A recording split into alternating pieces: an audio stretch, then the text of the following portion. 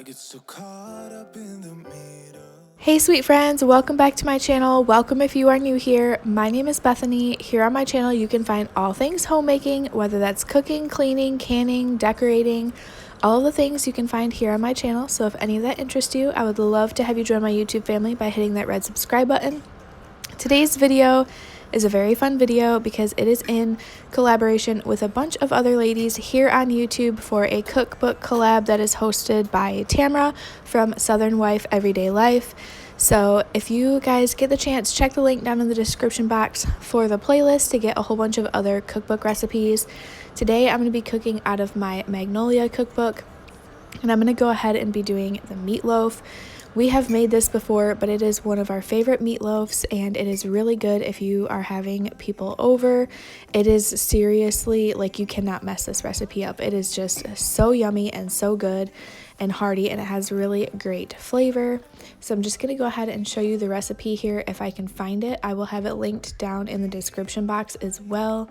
But to start out, I'm going to go ahead and preheat my oven to 350 degrees. And while that is preheating, I'm going to go ahead and melt some butter in a pan, and to that pan I'm going to go ahead and add some diced onions that I chopped up. And you just want to cook these just until they are translucent, and that way their flavor is coming out because you're going to be adding that to the bowl of your meat.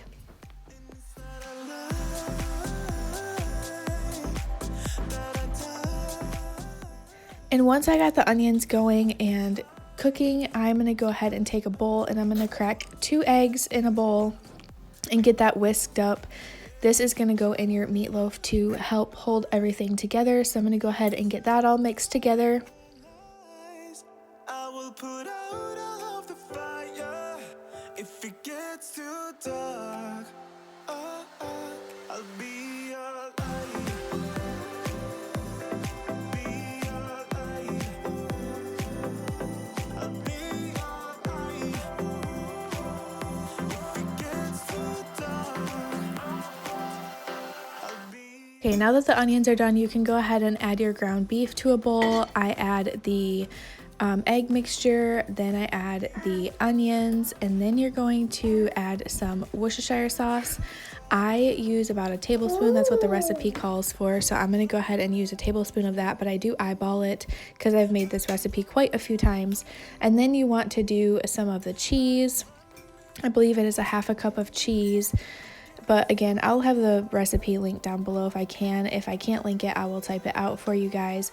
And then you're going to add about 6 ounces, 4 to 6 ounces of tomato sauce, just depending on how big your ground beef is.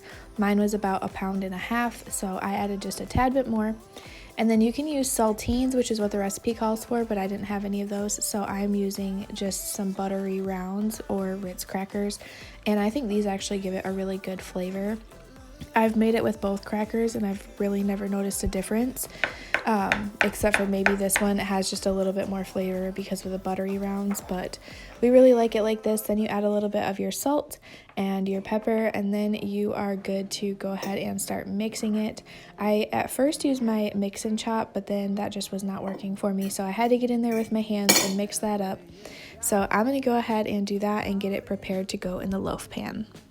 Faithless and dark, your story's untold. Come take my hand and walk there with me. I know a place where we can be free. There is a light shining for you, guiding your way, helping you through. And shadows and gloom are all that you see. We'll find a place where we can be free. From the mountaintop down to the deep. I'm just using your standard loaf pan, and then I go ahead and flatten that down with a spatula. Once I get it all flattened down in there, I will go ahead and take my ketchup and just drizzle across the top. The recipe calls for 2 tablespoons of ketchup.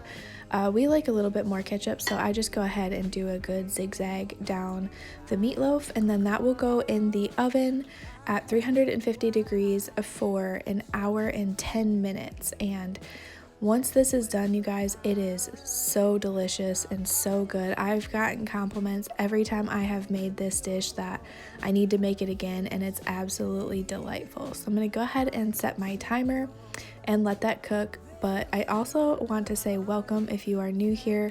I'm so happy to have you here. I hope you will join my YouTube family and join me for all the fun we have over here. And for my returning friends, thank you so much for joining me on another video. Be sure to check out that playlist down below.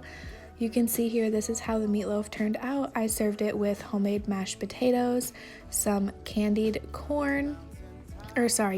carrots, and then some green bean casserole, which you guys have seen that in a video. But that is what we had for dinner. It was so delicious, and I thank you so much for joining me. I hope you all have a wonderful and blessed day, and I'll see you in the next one. Bye, y'all. Can't you see?